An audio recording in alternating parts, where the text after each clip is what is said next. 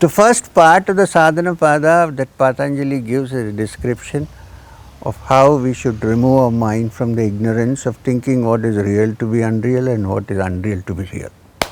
For that, he says you need the mind, the chitta, to be purified and quietened, because the chitta is the distraction which is taking away from reality. And then after the 29th sloka of Sadhanapada begins the actual description of the steps to be taken, physical steps. First mental preparation, believe me, then physical steps. And then on the 29th he says the famous one which everybody quotes, Yama and Niyama, Asana, Pranayama, Pratyahara, Dharana, Dhyana, Samadhayo, Stava Angani. These are the limbs, the branches of yoga. We have to therefore see what is Yama, Niyama, Asana, Pranayama.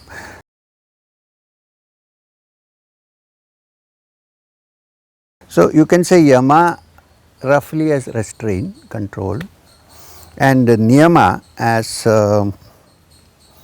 observances.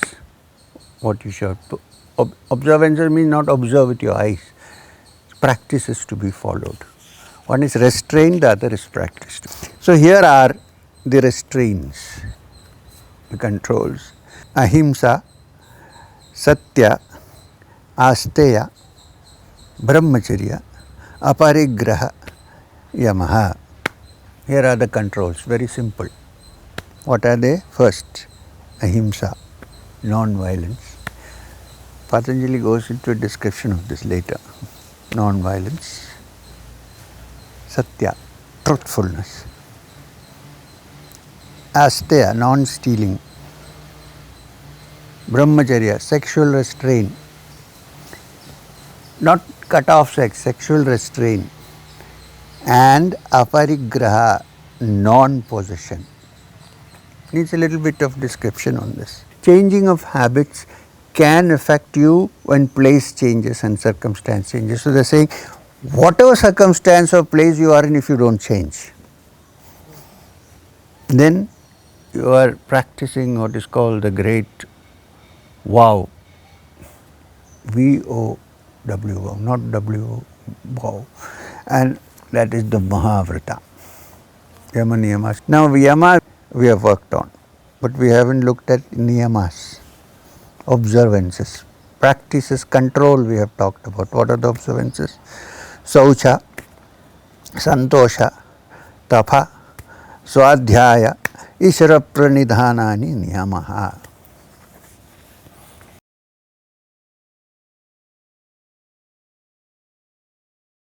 Asana, it's from there that Dharana, the serious part of practice starts.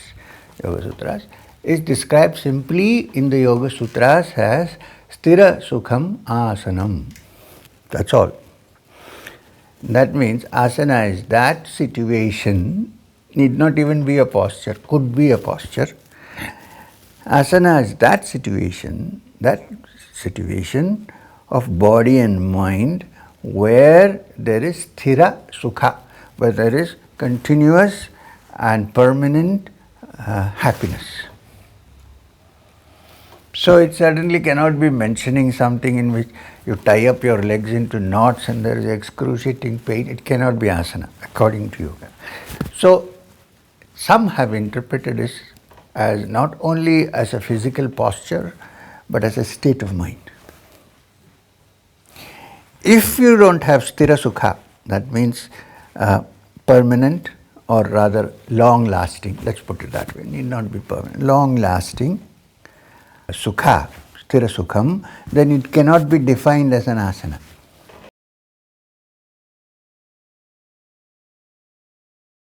Pranayama, first let's look at the word carefully. Prana, life energy, the energy that goes in our system, which includes oxygen, which is also energy, and various other energies, digestive energy, what is called the digestive fire. Pachamyannam chaturvidam, the four kinds of fires of which one is used for digesting the food, that is also prana. It's also the prana, the vayu that helps us excrete. So there are many pranas in the system, of which Basically, they have divided into prana, apana, udana, samana, 4 of the pranas. So when you say pranayama, yama means rules. Yama are rules. So pranayama means rules and regulations regarding prana. Need not necessarily mean shwasa. Please remember this carefully. It's not shwasayama, it's pranayama. Now unfortunately we cannot directly touch the prana. I would say fortunately, otherwise we'll be tinkering with it all the time. We can only connect prana through shwasa. So shwasa is our breath, and breath is intimately linked to the prana. So if you control and manipulate and adjust slow or make it fast, then you can adjust your prana accordingly. Now for that you should know what prana is required for what purpose and so on. Now that's a large big study, but let's go to the simple. When normally people say pranayama, it is shwasa, how to manipulate the breath. That's what it means.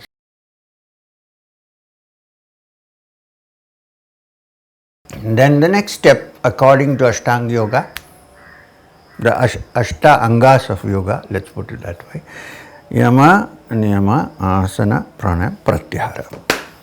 So the fifth one is Pratyahara. So you see, Pratyahara, it's been variously translated. I think the most popular translation is sense withdrawal, like a general term, Pratyahara, sense withdrawal. I would put it this way: selective sense engagement. That's a better word.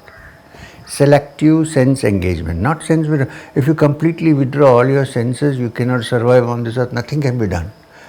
Here it's selective sense engagement, which means the yogi develops the capacity slowly, which becomes mature and blossoms during Dhyana, of course. So after pranayama, now when you do pranayama, you have learned to give your attention inwardly, right? So when you come out, there is the outside world. So the capacity to go into the inner world and switch off and switch on the outer world, I think that's roughly what Pratyahara is all about.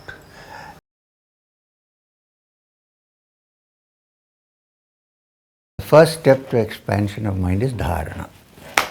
So sometimes I forget, so I'm going to take the Yoga Sutra and first quote the sentence from which Vibhuti starts, Vibhuti Pada. And nowhere in the Yoga Sutras is there any mention of ashes coming out of either your head or fingers, or I don't want to say anything more. According to the Yoga Sutras, in the section called Vibhuti Pada is Desha Bandhas Chittasya Dharana. Let's see word by word. Desha, place. We all know Desham. Bandha, holding together. Or you can say from, holding together. Some people use that word binding, but I don't like that word binding. When you're going for freedom, kaivalya, why would you bind? So it's holding together. So desha, bandha, holding together. Chittasya, the mind. Dharana, this is called dharana, attention. So the definition could be that the capacity to hold your mind together instead of being scattered and distracted, bringing it together in one place is called dharana. So it could apply to the outward world also, but here in the context of yoga it applies to the inner world.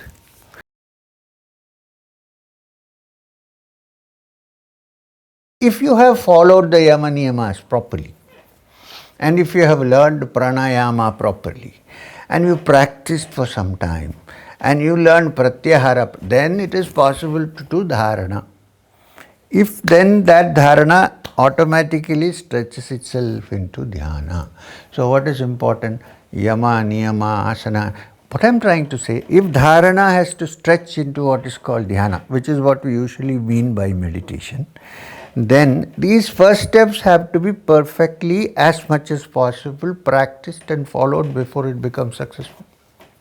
Don't think that you can live as you like and then sit down and do dharana.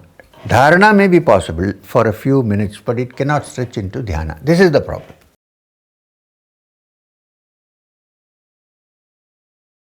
So, what it means basically is, when you look at the word samadhi, it means it's linked to the previous discussion we had on dhyana. In dhyana, the attention that you have fixed without any fluctuations, the less fluctuations, the better.